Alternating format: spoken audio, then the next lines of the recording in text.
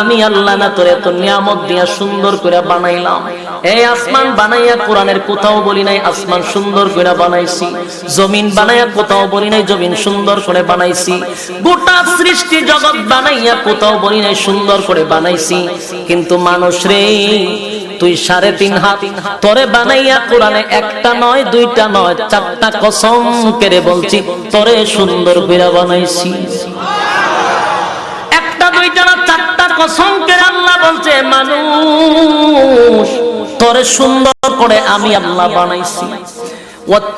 তিন ফলের কসম, জাইতুন ফলের কসম, সিনাই পর্বতের কসম, ওয়াহাযাল বালাদিল আমিন পবিত্র মক্কা নগরীর কসম।